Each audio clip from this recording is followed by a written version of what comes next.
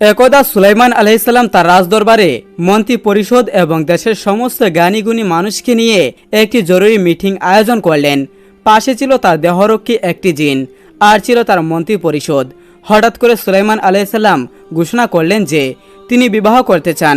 পাত্রী দেখতে বললেন। তখন আশেপাশে থাকা মন্ত্রী জ্ঞানী গুণী মানুষ তারা সকলেই তাকে বললেন, হুজুর, আপনি সারা দুনিয়ার বাদশাহ এবং পয়গম্বর, আপনি আমাদের দেশের রাষ্ট্রপ্রধান, আপনি যেমন তেমন মেয়েকে বিবাহ করবেন না।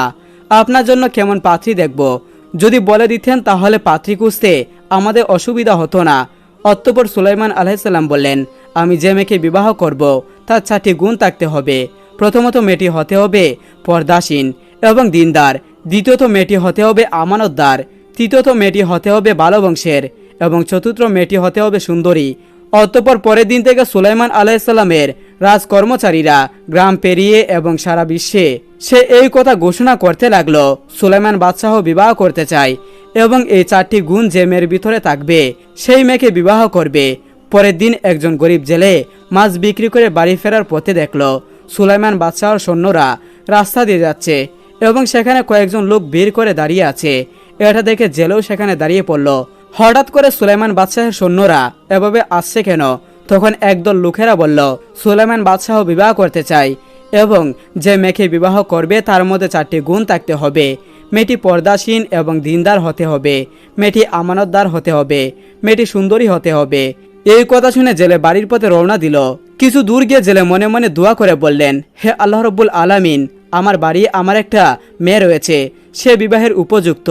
মেয়েটি আমানতদার, দিনদার, সুন্দরী। জীবনে কখনো কোনো পুরুষকে দেখেনি, পৃথিবীর কোনো পুরুষ তাকে দেখেনি, পৃথিবীর কোনো পুরুষ তাকে দেখা তো দূরের কথা, তার ছায়া পর্যন্ত দেখেনি। সারা দিন রোজা রাখে, রাতের বেলা আল্লাহর ইবাদত করে। আমি যদি মেয়েটিকে সুলাইমান বাদশাহের সাথে বিবাহ দিতে পারতাম তাহলে জীবন ধন্য হয়ে যেত। আমি হতাম সুলাইমান বাদশাহের শ্বশুর এবং সুলাইমান বাদশাহ হতো আমার জামাই। কাল কিয়ামতের দিন সুলাইমান বাদশাহের হাত ধরে জান্নাতে যেতে পারতাম।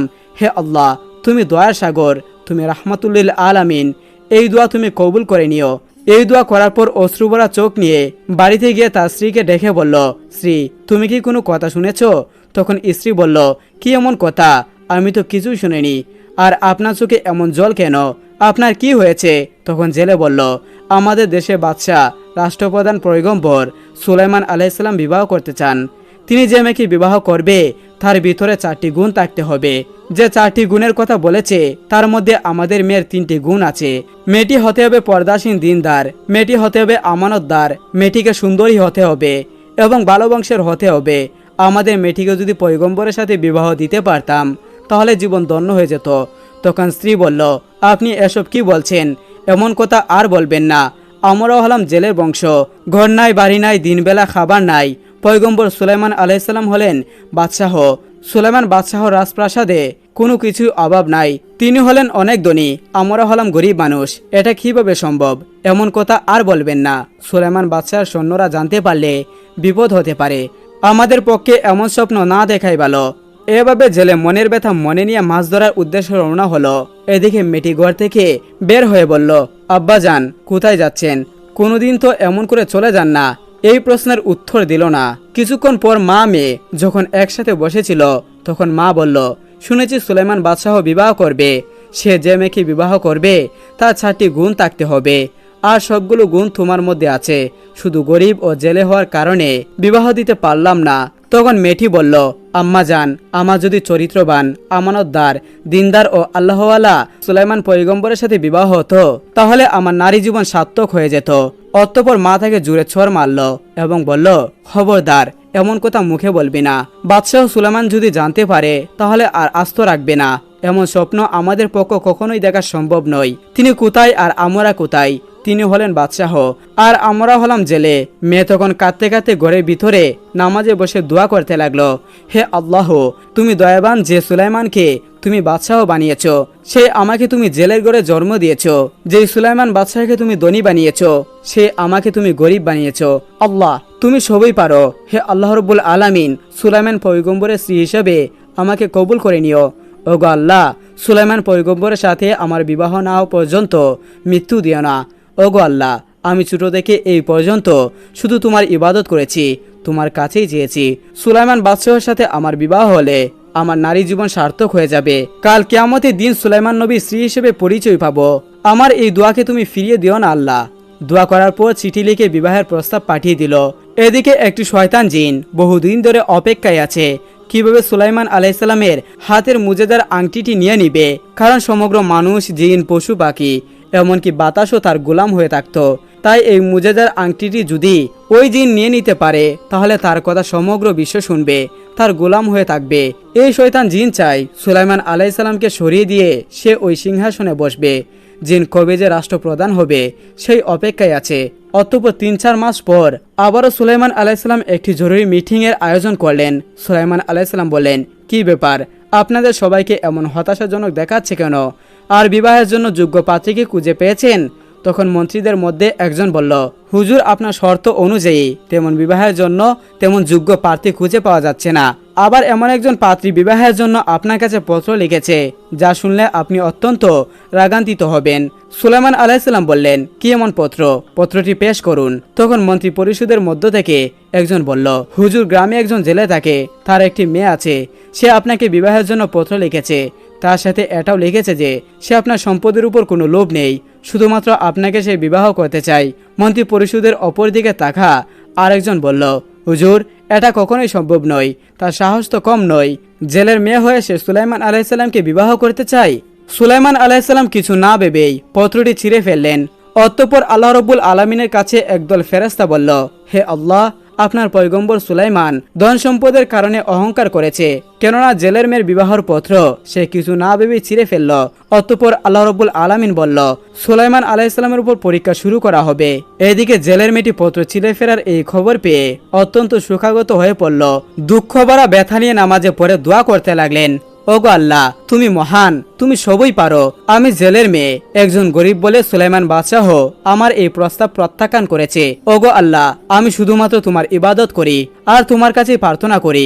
হে আল্লাহ রব্বুল আলামিন, আমাকে ধনী বানিয়ে সুলাইমান বাদশাহের সাথে বিবাহের আবদ্ধ করে দাও, আর নয়তো সুলাইমান বাদশাহকে আমার মতো গরিব বানিয়ে আমার সাথে বিবাহের বন্ধনে আবদ্ধ করে দাও। এদিকে সুলাইমান আলাইসাল্লাম ও তার মন্ত্রী পরিষদ রাজ দরবারে বসেছিল। তখন সুলাইমান আলাইসাল্লাম তার হাতের মুজেদার আংটিটি খুলে রেখে দেহরক্ষীকে বলল, আমি না আসা পর্যন্ত তুমি কোথাও যাবে না এবং অন্যদিকে তাকাবে না। এই কথা বলার পর সুলাইমান আলাইসাল্লাম বাথরুমের দিকে গেল। অতঃপর এই সুযোগে সেই শয়তান জিন সুলাইমান আলাইসাল্লামের রূপ ধারণ করে দেহরক্ষীর কাছে এসে বলল, আংটিটি তাড়াতাড়ি আমাকে দিয়ে দাও। চারদিকে শোনা যাচ্ছে আমার মতোই একজন ছদ্মবেশে নকল সুলাইমান দেশের ভিতরে ঘোরাঘুরি করছে। সে চায় দেশের রাষ্ট্রপ্রধান হয়ে রাজ সিংহাসনে বসবে। তোমরা তাকে যেখানেই দেখবে শাস্তি দেবে। অন্যদিকে অনেকক্ষণ পর সুলাইমান আলাইসাল্লাম যখন পাক পবিত্র হয়ে সেই দেহরক্ষীর কাছে যখন আংটিটি চাইল, তখন দেহরক্ষী বলল, কিসের আংটি? কার আংটি? আর তুমি বা কে? তখন সুলাইমান আলাইসাল্লাম বলল, তোমার কথা আমি কিছুই বুঝতে পারছি না, তুমি কি বলতে চাচ্ছ? আমি তোমাদের সুলাইমান বাদশাহ।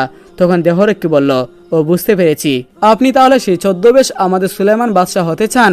তখন সুলাইমান আলাইসাল্লাম বলল, কে ছদ্মবেশে সুলাইমান বাদশাহ হতে চায়? দেহরক্ষী বলল, তুমি সামনে গিয়ে দেখো, রাজ দরবারের ভিতরে গেলেই দেখতে পারবে। তখন সুলাইমান আলাইসাল্লাম যখন রাজ দরবারের ভিতরে যাচ্ছিল, ঠিক তখন শয়তান জিন এটা বুঝতে পেরে রাজ দরবারের সমস্ত কর্মচারীকে দেখে বলল, তোমরা শুনো, আমি শুনেছি আমাদের দেশের ছদ্মবেশে একজন সুলাইমান বাদশাহ সেজে সিংহাসনে বসতে চায়, তাই তোমরা তাকে যেখানেই দেখবে উপযুক্ত শাস্তি দেবে এবং দেশ থেকে বিতাড়িত করবে। এই বক্তব্য শেষ হতে না হতেই আসল সুলাইমান আলাইসাল্লাম যেমনই রাজ দরবারের ভিতরে ঢুকলো, তখনই রাজ দরবারের সকল কর্মচারীরা তাকে উপযুক্ত শাস্তি দিল এবং মেরে রক্তাক্ত করে নদীর কিনারায় ফেলে আসলো। আসলে তারা জানতো না যে সিংহাসনে বসেছিল শয়তান জিন, আর ইনি ছিল আসল সুলাইমান আলাইসাল্লাম। এজন্য তারা এই বিষয়টি আর বুঝতে চাইল না। অতঃপর সন্ধ্যার প্রায় কাছাকাছি সময় জেলে মাছ ধরে বাড়ি ফেরার পথে দেখলো কি যেন নদীর কিনারায় পড়ে আছে। এটা দেখতে পেয়ে তার কাছে গিয়ে দেখলো একটা সুন্দর চেহারার মানুষ, যেন তার লড়া থেকে নূরের জ্যোতি বের হচ্ছে, কিন্তু তাকে এত পরিমাণে মেরেছে তার সারা শরীর থেকে রক্ত বার হচ্ছে। এটা দেখে জেলে নদী দেখে কিছু পানি নিয়ে তার মাথায় দিল। কিছুক্ষণ পর সুলাইমান আলাইসাল্লামের জ্ঞান ফিরে এলো। এবার জেলে বলল, বাবা, তুমি কে? তোমাকে তো আমি চিনলাম না, তোমার বাড়ি কোথায়? কে তোমাকে এমনভাবে মেরে রক্তাক্ত করে এখানে ফেলে দিয়েছে? তখন সুলাইমান আলাইসাল্লাম মনে মনে ভাবতে লাগলেন, এখন যদি আমি বলি আমি সুলাইমান বাদশাহ, তাহলে হয়তো বিশ্বাস করবেন না।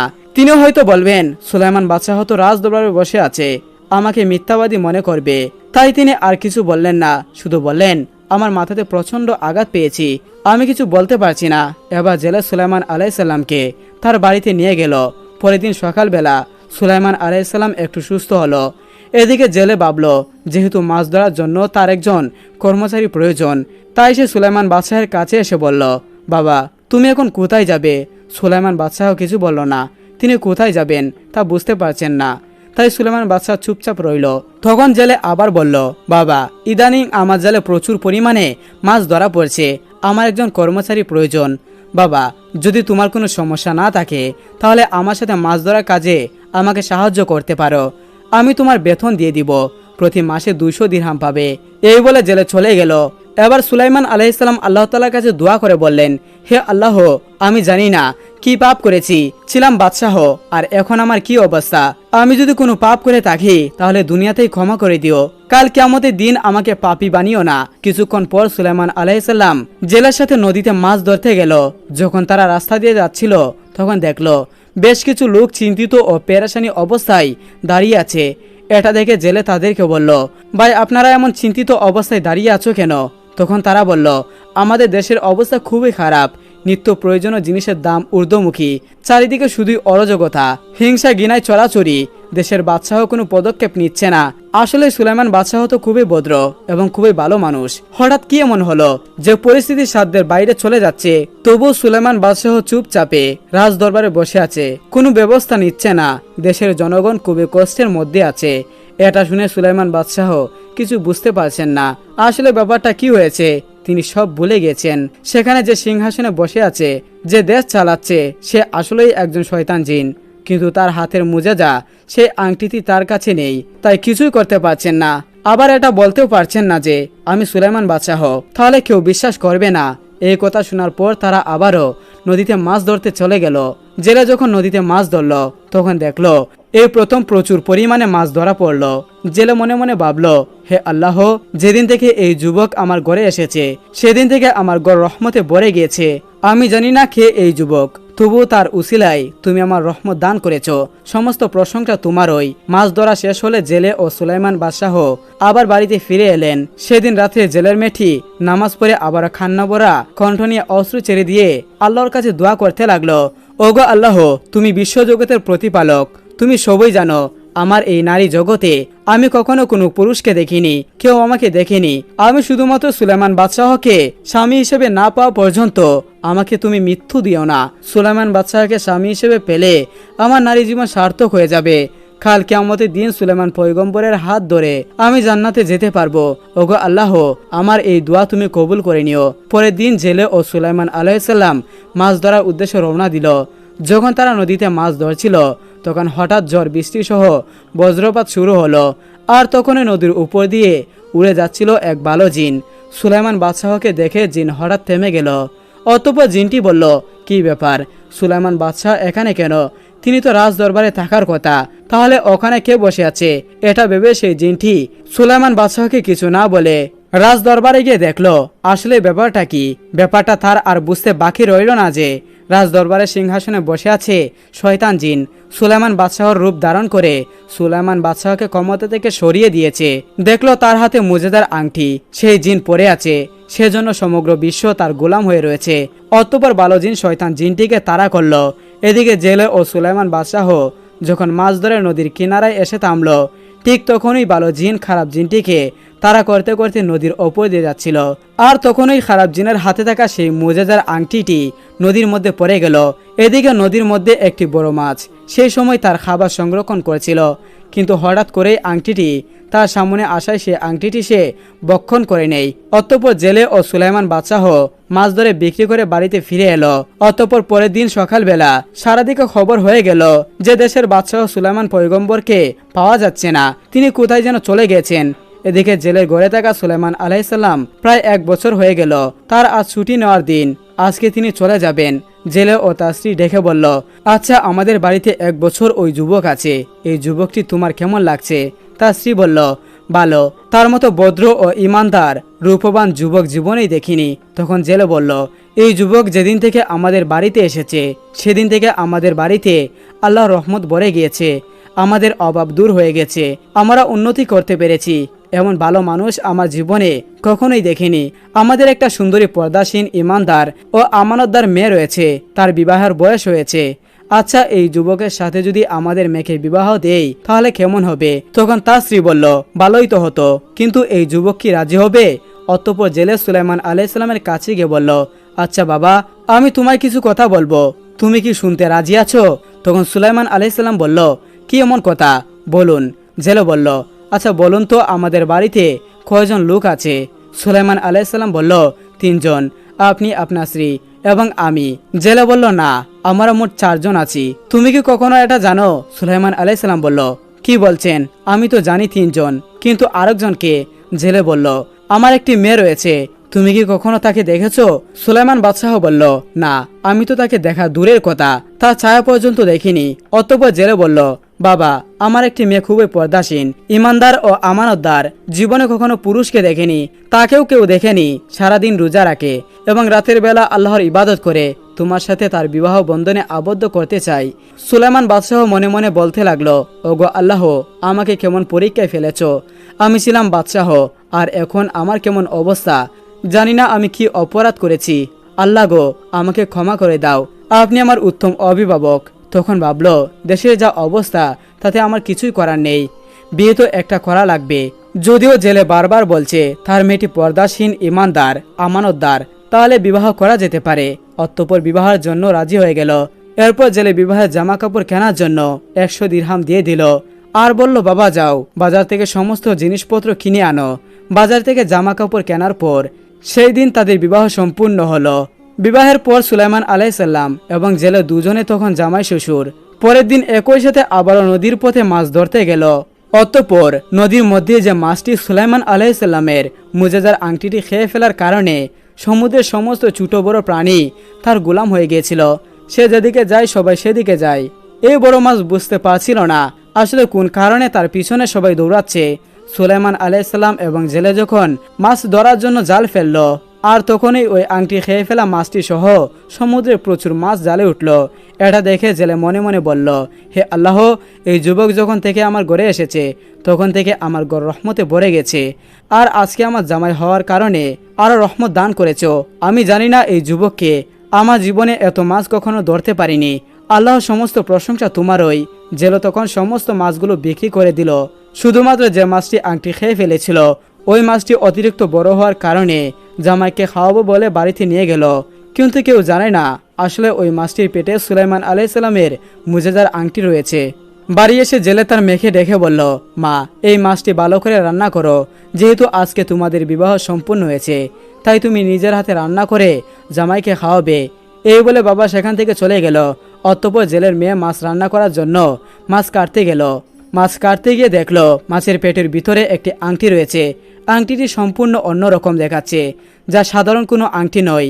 এটা দেখে জেলের মেয়ে ভাবল, আমি গরিব জেলের মেয়ে, আজকে আমাদের বিবাহের প্রথম, স্বামীকে উপহার দেওয়ার মতো আমার কাছে কোনো কিছুই নেই। যেহেতু এই আংটিটি পেয়েছি তাই স্বামীকে দেব বলে আংটিটি নিজের কাছে রেখে দিল। এদিকে সেই বালজিন সুলাইমান আলাইহিসসালামকে খোঁজার জন্য এদিকে যে খুঁজতে লাগলো, কিন্তু কোথাও খুঁজে পাচ্ছিল না। আসলে সে বুঝতে পেরেছিল এই আংটিটি অন্যজনের কাছে থাকার কারণে সুলাইমান আলাইহিসসালাম তার সমস্ত মুজেজা হারিয়ে ফেলেছেন এবং সবকিছু বলে গেছেন। এদিকে দেশের সমস্ত জনগণ, রাজকর্মচারী সবাই এই খবর জেনে গেছে যে আসলে এতদিন চেয়ারে যে বাদশাহ সেজে রাজ দরবারে বসেছিল সে একটি শয়তান জিন ছিল। অতঃপর সুলাইমান আলাইহিসসালামকে পাওয়ার জন্য সবাই ব্যাকুল হয়ে উঠল। অতঃপর সুলাইমান আলাইহিসসালাম ঘরে প্রবেশ করে তার স্ত্রীকে বলল, আজ থেকে আমরা দুজনে স্বামী স্ত্রী। আমরা কখনো কাউকে দেখিনি এবং চিনিও না।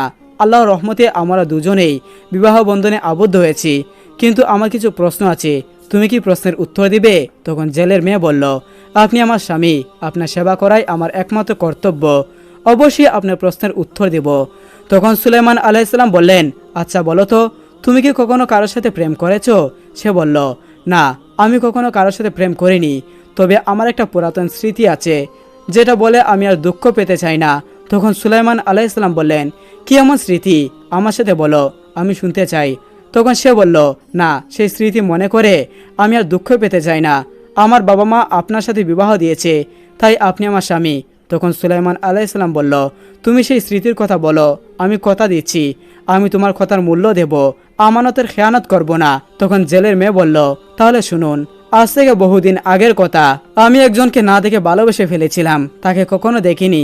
সারাদিন রোজা রাখি আর রাতের বেলা আল্লাহর ইবাদত করি, নামাজ পড়ে আল্লাহর কাছে দোয়া করি তাকে যেন আমি আমার স্বামী হিসেবে পাই। আল্লাহর কাছে দোয়া করেছিলাম, আল্লাহ গো, হয় আমাকে ধনী বানিয়ে তার সাথে আমাকে বিবাহ দাও, আর নয়তো তাকে গরিব বানিয়ে তাকে আমার কাছে এনে বিবাহের বন্ধনে আবদ্ধ করে দাও। অতঃপর সুলাইমান আলাইহিসসালাম বললেন, কে সেই যুবক? তখন সে বলল, তার ধন সম্পদের কোনো অভাব নাই, রাজপ্রাসাদের কোনো অভাব নাই, তার সম্পদ দেখে আমি ভালোবাসিনি।